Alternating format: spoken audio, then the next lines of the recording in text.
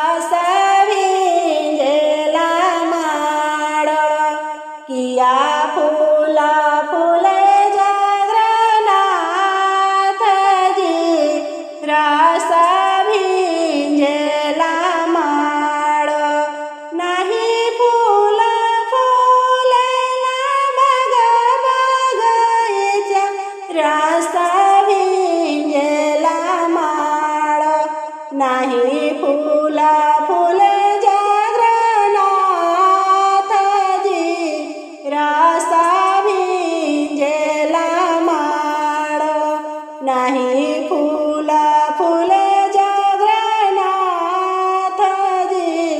रास भिंजेला माड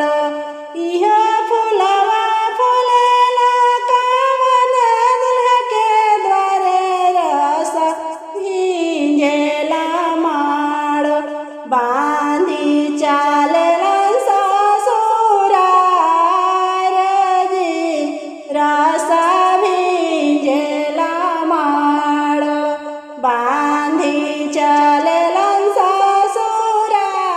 ससुरारजी रास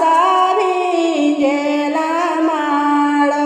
परिछे बाहर भैली सासू सागिन रास भिंजेला माड मौरी देखी गईली लो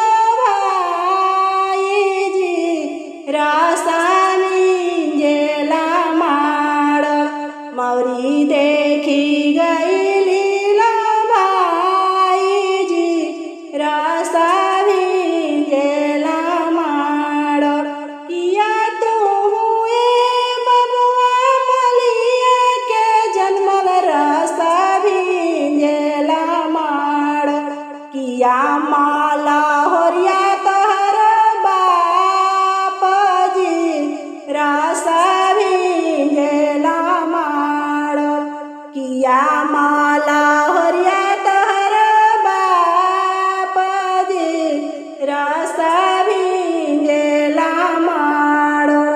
नाही हमाए सासू मलिया के जन्मल रास भिंजेला माड नाही माला होरिया हमर बापजी रास भिंजेला माड नाही माला होरिया हमर बापजी रास भिंजेला माड राउरे बिटिवा सासू मलिया के जन्मल रास भिंजेला माड उहे लगी है सासुर हमारजी रास भिंजेला माड उहे लगी है सासुर हमारजी रास भिंजेला माड ऐसन बौरा हमर से बेटी न बियाह रास भिंजेला माड उलाटी के करेलन जबाबजी रास